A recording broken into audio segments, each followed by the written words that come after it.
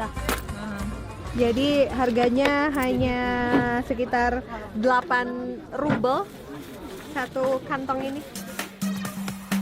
Ada sekitar 14 etnis yang hidup di wilayah Dagestan. Salah satunya adalah suku Afar, kelompok muslim yang menghuni desa Rakata.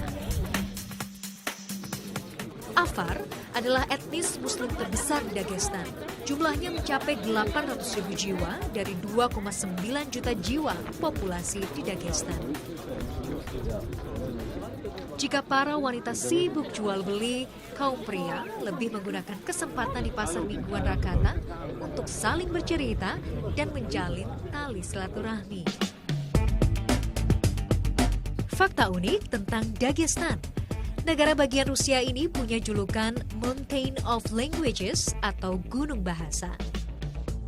Faktor invasi bangsa Arab, Persia, Turki hingga Mongol menjadi sumber keragaman bahasa di Dagestan.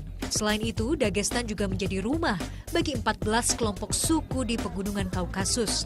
Suku-suku ini berbicara bahasa Kaukasia, Iran, dan Turki dengan kata dan gayanya masing-masing. Saya kembali melanjutkan perjalanan, melihat lebih dekat kegiatan warga muslim di desa Rakata. Kali ini saya akan mengunjungi salah satu sekolah di Rakata. Kita lihat kelasnya seperti apa. Meski terletak di wilayah pegunungan dan jauh dari modernitas, namun pendidikan bagi warga muslim Afar tetap yang utama. Ini bisa dilihat dari fasilitas sekolahnya yang sangat memadai. Ada sekitar 100 siswa yang belajar di sekolah ini. Selain mendapatkan mata pelajaran umum, mereka juga diajarkan berbagai hal berkaitan dengan Islam. Dahulu, sebelum diambil alih oleh Uni Soviet, Dagestan punya puluhan madrasah yang menelurkan ratusan guru agama Islam. Sayang, kini hanya sedikit madrasah yang tersisa. Sebagian besar madrasah di Dagestan hancur dan dirubah menjadi sekolah umum yang diawasi oleh negara. Aisyah, how are you? I'm fine, thank you. Wow, you're beautiful. Beautiful. Thank you. Aisyah. Anissa. Ini adalah salah satu murid di sekolah di Rakata. Yang tadi saya bilang mereka punya pelajaran bahasa Inggris. Jadi saya beruntung nih bisa berkomunikasi. Anissa, how old are you?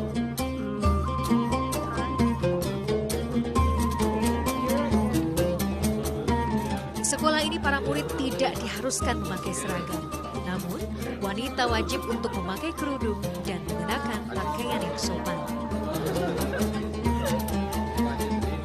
Tidak seperti di madrasah, di mana murid laki-laki dan wanita dipisahkan.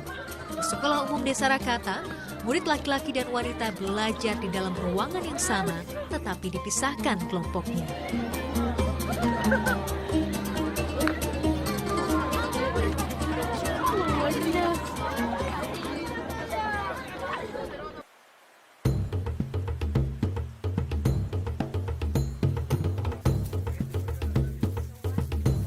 Rakata juga menjadi salah satu desa di Rusia yang memproduksi selai urbeh dengan cara tradisional. Selai urbeh merupakan kebanggaan orang Dagestan. Konon, selai urbeh terbaik dari Rusia dihasilkan di desa ini.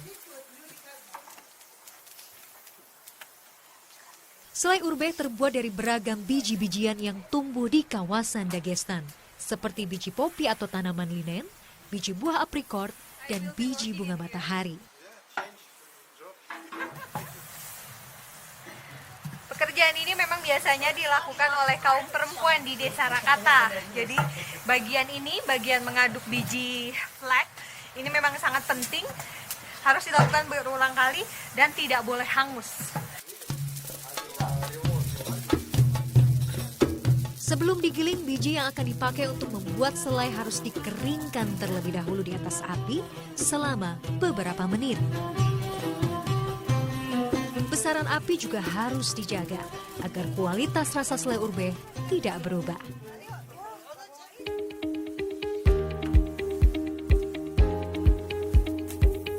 Selesai dipanaskan, biji dikeringkan di atas hamparan kain. Hampir sepanjang tahun, para wanita Dagestan terus memproduksi selai urbeh, terutama menjelang bulan suci Ramadan. Pada bulan ini, biasanya angka permintaan selai urbeh semakin meningkat. Selain dikeringkan dengan cara alami, di Desa Rakata semua bahan selai urbeh juga dihaluskan dengan mesin giling tradisional. Mesin penggiling biji ini digerakkan oleh air sungai yang mengalir melewati rumah penggilingan.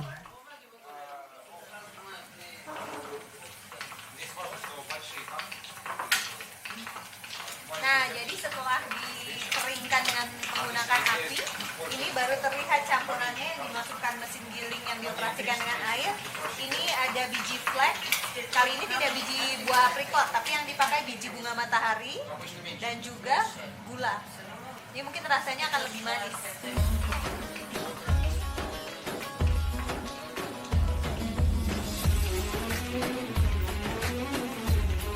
Bagi orang-orang Dagestan, urbek, makan sesendok urbek ketika waktu sahur itu akan memberikan kekuatan tenaga untuk berpuasa seharian. Ramadan urbek. Dah.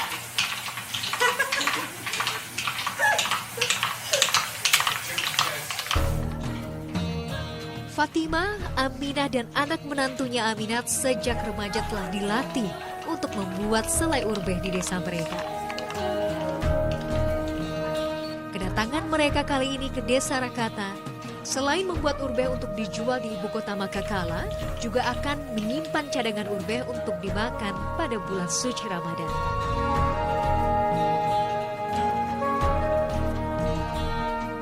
Meski pekerjaan mereka tidak mudah dan melelahkan, mereka tidak pernah meninggalkan kewajiban untuk sholat dan mengingat Allah Subhanahu wa Ta'ala.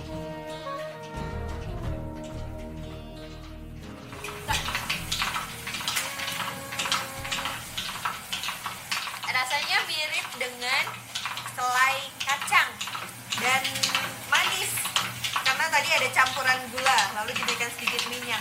Tapi ini memang benar-benar teksturnya seperti pasta. Islam datang ke tanah Dagestan sejak 1000 tahun silam. Islam dibawa oleh pasukan asing dari Arab, Persia, Turki, dan Mongol. Tokoh penting yang tidak bisa dilepaskan dari besarnya Islam di Dagestan adalah keberadaan para syamil atau ulama mujahid.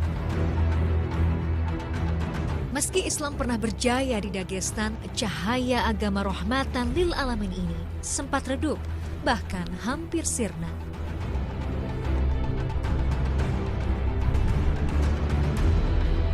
Tahun 80-an, saat ateis dan Marxisme merajalela di bawah kekuasaan Uni Soviet, Islam seakan luntur.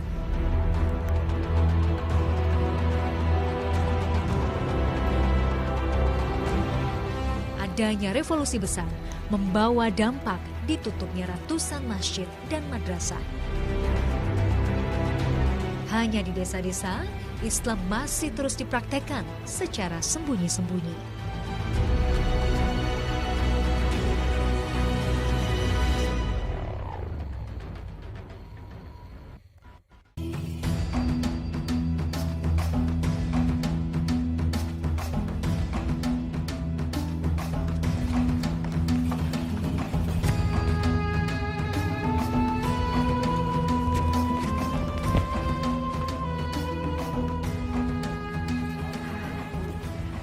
Jadi kita akan mengunjungi salah satu handicraft khas Rakata. It's burka. Jadi ada satu jaket untuk pengembala di daerah Rusia, burka yang terbuat dari bulu domba. Kita lihat pembuatannya.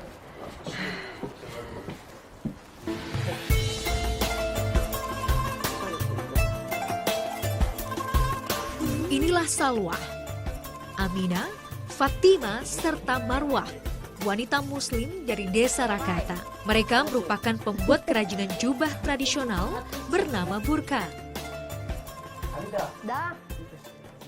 Jubah burka terinspirasi dari seragam pasukan tentara Rusia pada abad ke-18 ketika Perang Kaukasus pecah di Dagestan.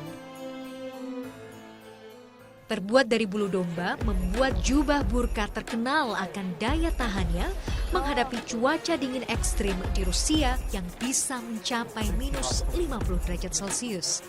Setelah terbukti ampuh, jubah burka semakin populer dipakai pengembala ternak di wilayah pegunungan Kaukasus. Di Dagestan, hanya desa Muslim Rakata dan desa Andi yang hingga saat ini masih membuat kerajinan burka.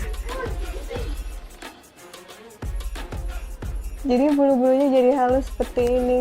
Ini nanti akan tinggal ditempelkan ke bagian coatnya. Hingga saat ini, burka masih dibuat dengan cara tradisional di desa Rakata. Belum adanya sentuhan mesin dalam proses pengolahan bulu domba, memberi kesempatan wanita muslim di Rakata untuk bekerja dan tetap mengurus keluarga. Biasanya, Salwa, Amina, Fatima, dan Marwah bekerja di tempat pembuatan burka dari pukul 8 pagi hingga 12 siang. Setelah dibersihkan dari kotoran dan dihaluskan, bulu-bulu masih harus dipisahkan kembali dengan alat menyerupai busur ini. Fatima telah mengerjakan pembuatan burka sejak masih remaja, sehingga tangannya sangat terampil untuk memilah setiap helai bulu domba. Jadi itu cara untuk menempelkan bulu-bulu dombanya ke bagian coat.